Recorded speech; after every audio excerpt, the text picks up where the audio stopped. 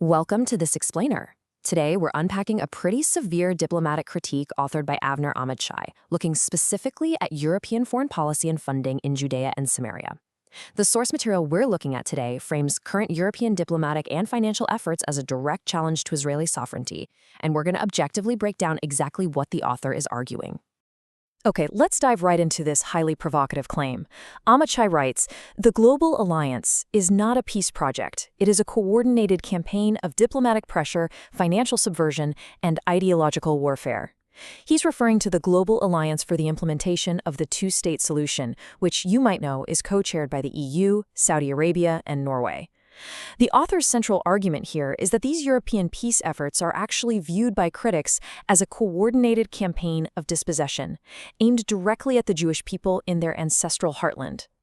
To objectively understand this critique, we're going to break it down into 5 main pillars: land theft by proxy, arming a shadow army, ideology in textbooks, historical echoes, and finally, demands to Europe.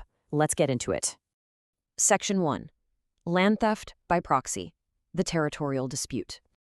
To grasp the territorial argument presented in our source, we first have to define Area C. As outlined in the text, Area C is a specific zone in Judea and Samaria. Crucially, according to the Oslo Accords, which the text is quick to point out Europe itself actually signed as a witness, this specific area is under full Israeli control.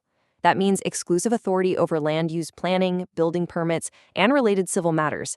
But critics argue this legal framework is being systematically bypassed. The critique traces all of this back to a specific historical timeline, pointing to the 2009 Fayyad Plan. According to the author, then Palestinian Authority Prime Minister Salam Fayyad announced a strategy to build a de facto state by establishing facts on the ground in Area C, deliberately bypassing any negotiations with Israel. Ahmad-Shai contends that today, European funds are systematically financing this exact unilateral strategy. He argues that this financial backing essentially turns illegal construction into a weapon of territorial conquest. Now, what's really striking here is the sheer scale of the claim. The Israeli organization Regavim, which the author represents, has documented over 103,000 illegal Palestinian structures in Area C. And the source notes these aren't just random, isolated little buildings. We're talking about strategic outposts, homes, roads, schools, and even solar farms. According to the critique, these structures are deliberately placed to fragment the Jewish homeland, and they're frequently built using hundreds of millions of euros, oftentimes with EU flags proudly flying right out front. This creates a really stark contrast in perspectives. On April 20, 2026, EU Foreign Affairs Chief Kaja Kallas boasted, "Europe is the biggest supporter of the Palestinian people." While EU officials view this as massive financial backing for police, justice, and governance, essentially portraying it as vital aid, the critique argues the exact opposite. The author claims Europe is bankrolling a massive apparatus at an industrial scale, and that this intrusion isn't aid at all, but rather land theft by proxy. Moving on to Section 2, Arming a Shadow Army, the Security Threat. So the critique extends far beyond just buildings and land disputes into direct military threats. The author warns of a 65,000-strong shadow army operating within the Palestinian Authority. According to the text, European complicity runs incredibly deep here. European advisors reportedly run programs at the Jericho Military Academy, with EU funds covering salaries, equipment, and professionalization. Regavim classifies these security forces as a severe threat, claiming they act as officers by day, terrorists by night, effectively building a war machine capable of launching devastating massacres. Geographically, this poses a massive security concern regarding the strategic highlands overlooking Tel Aviv. The text warns that pushing a Palestinian state onto the strategic highlands of Judea and Samaria post-October 7th is viewed by critics not as a peace plan, but literally as an invitation to slaughter. Critics argue that forcing a state into these hills could turn the entire area into launch pads for hostile actors, like the PLO, Hamas, and Iran, aimed directly at Israel's coastal population centers. Which brings us to Section 3, Ideology and Textbooks, the ideological warfare.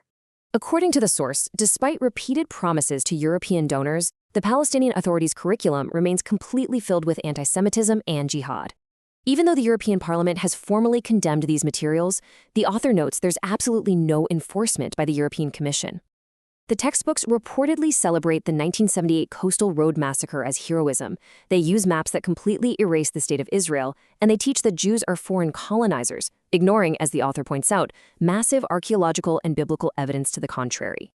And this ideological backing is further compounded by massive financial incentives.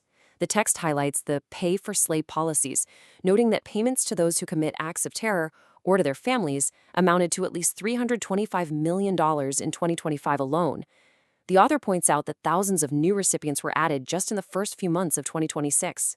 The critique argues that Europe demands Israeli concessions while completely, deliberately ignoring this explicit financial reward system for violence. Section 4. Historical Echoes. The Echoes of Dispossession. The author draws a pretty haunting comparison here between the disastrous 1939 British White Paper and modern EU policy. If you recall, the 1939 policy bypassed earlier international commitments to Jews in favor of creating an Arab-majority nation within 10 years. Fast forward to today, and the author views modern EU policy as mirroring this exact dynamic, demanding Israeli concessions to push a Palestinian state onto strategic highlands, thereby bypassing fundamental, long-standing commitments to Jewish security and sovereignty. Building on this historical precedent, the critique makes a very heavy claim that Europe is exporting its Jewish problem while simultaneously demanding Israel surrender its ancestral homeland.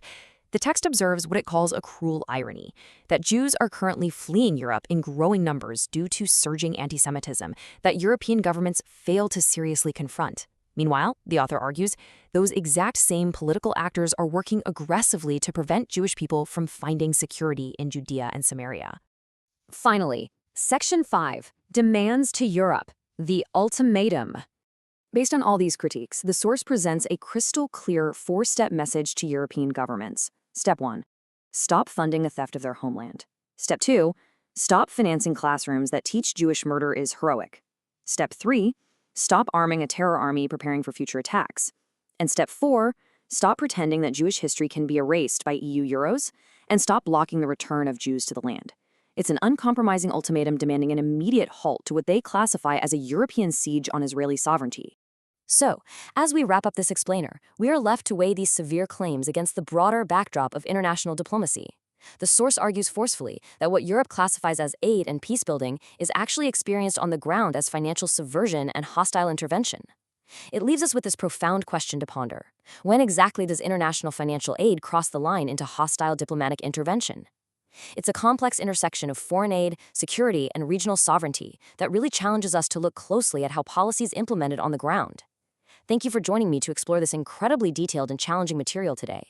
Keep asking questions, and I'll see you in the next explainer.